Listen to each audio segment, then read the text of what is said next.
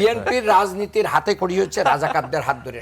আমরা যে অখণ্ড দেশ বিভক্ত হয়ে ভারতীয় আধিপত্যবাদের হাতে চলে না যাক, এই কারণে আমরা যেটা চেয়েছিলাম সেই চাওয়া থেকে আমাদের মাধ্যমে সেটা চাওয়া ছিল কি পাকিস্তান থেকে স্বাধীন না হোক বাংলাদেশ। হ্যাঁ, আমরা তো সেটা চেয়েছি।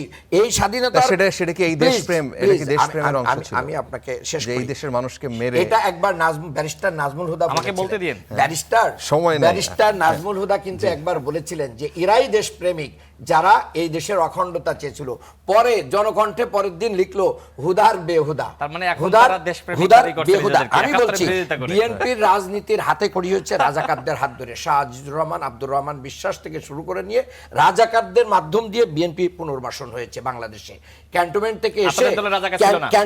থেকে এসে এবং বাংলাদেশে আওয়ামী লীগের তৈরি করা যে 10,000 রাজাকারের তালিকা, এর ভিতরে আপনারা দ্বিতীয় স্থানে অবস্থান করছেন। ইসলামী ছাত্র সংঘের দায় কি আপনি নেবেন না? একটু শেষ করি ভাই।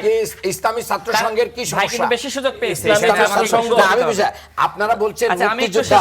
স্পিকার বলেছেন জাতীয় সংসদে জামাত ইসলামীতে মুক্তিযোদ্ধা আছে, সামনেই বসে আছে।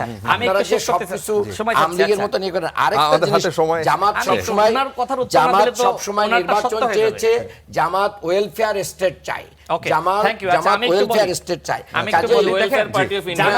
কোন নেতা যদি অন্যায় করে তার বিরুদ্ধে ন্যূনতম ব্যবস্থা নেওয়া হয় না, বরং পুরস্কৃত করা হয়।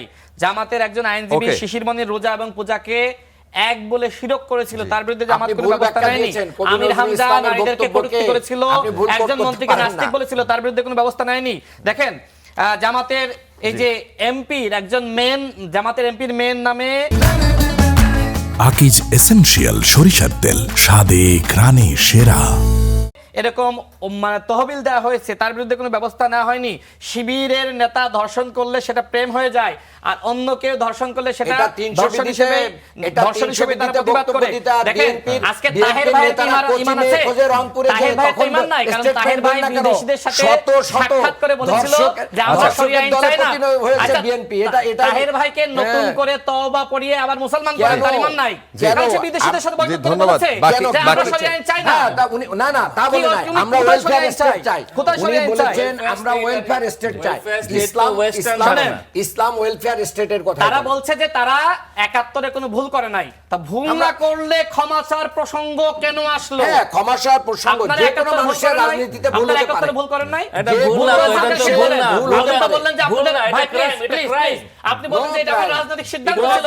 শুনেন, এই বাংলাদেশে জামাত ইসলামের তো রাজনীতি করার অধিকারই নাই। তাদের হাত ধরে আর পা ধরে রাজনীতি করে বেঁচে আছে।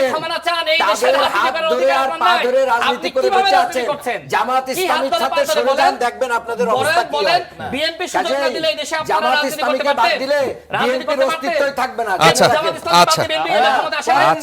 আচ্ছা বাকি আলাপ বাকি বিএনপি গণমানুষের দল আর আপনারা দেশ বিরোধী দল। রিফাইন আমলিগ আনতে চাচ্ছেন, আইনেই দেখেন। রিফাইন আমলিগ তো আপনি আনতেছেন, সব ক্ষমতা করে দিয়েছে।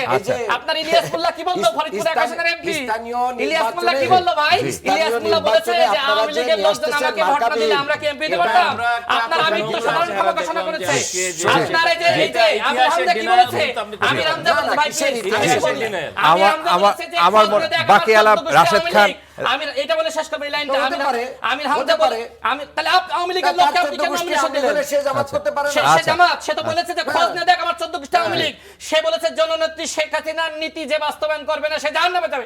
আপনি তো জাহান্নামে যাবেন, আপনার আমি জাহান্নামে যাবে। আপনি আব্দুল্লাহ মোহাম্মদ সাহেব ভাইকে আজকে গিয়ে ইবাদত করবেন। বাকি আলাপ আমার